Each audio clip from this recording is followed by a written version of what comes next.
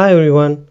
In this video, I'll be sharing 10 important tips for Canada spousal sponsorship that I believe helped with the quick processing of our application and how we got our approval within 6 months. You can also follow these tips when applying for spousal sponsorship. However, I'm not saying this is exactly the way to do certain things to get the approval faster, but this might help with your application. Please note that I'm not an immigration lawyer or a consultant registered with ircc. All the information are based on my own experience.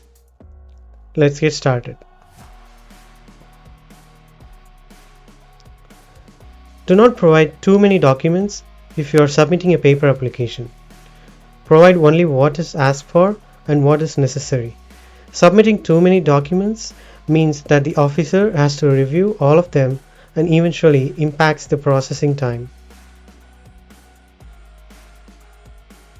As per IRCC's instructions, you can provide only 20 photographs as proof of your relationship. The best way to provide maximum photos is by making collages of 20 photos with 4 photos in each and details at the back of the photos, such as the people in the photos, place, date, and the occasion in which the photo was taken. Another important point to note when providing relationship photos is to include photographs of yourself and your spouse along with your family and friends if possible, and not just photos with just the both of you. This stands as a solid proof of your relationship in the eyes of the officer reviewing your application. If you were in this relationship from a long time, make sure to include timelines when writing a relationship story. For arranged marriages, just explain how things happened and never exaggerate the story and try to be on point. Never exceed more than 2 pages when drafting the relationship story. Get at least 3 letters for proof of relationship from friends and family members. We got 2 from friends and 1 from our family member. Make sure the letter includes details of when and how your friend or family member met your spouse for the first time. Get at least 1 letter from a friend or a family member for each partner. When submitting proof of conversation such as WhatsApp and email chats, do not exceed more than 2 pages. Try to include as many chats as possible in a single page and make sure it is ordered as per the date in ascending. Always pay the biometrics fee when submitting your application along with the application fee and the right of permanent resident fee. Paying all the fee upfront means you're already one step ahead in the application process. Book an appointment for medicals as soon as you receive the medical request from IRCC.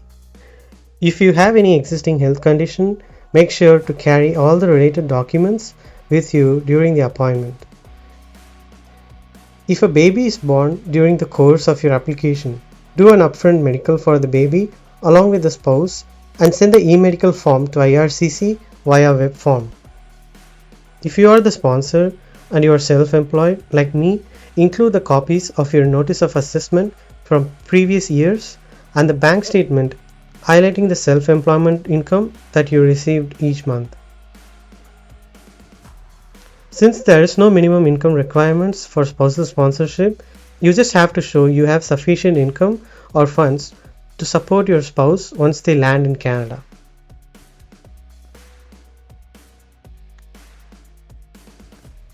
I have seen a lot of people getting rejections due to missing signatures.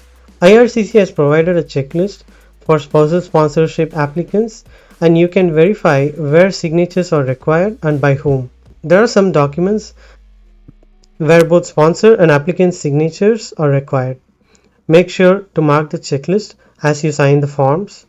Also, if you are attaching any additional information such as a letter of explanation or a relationship story, make sure to sign those documents as well. Finally, if you have any questions or stuck with any sections while filling the forms, you can check the detailed guide for filling the forms from the IRCC website. Detailed guide will have a step-by-step instruction for all the forms related to your spousal sponsorship application,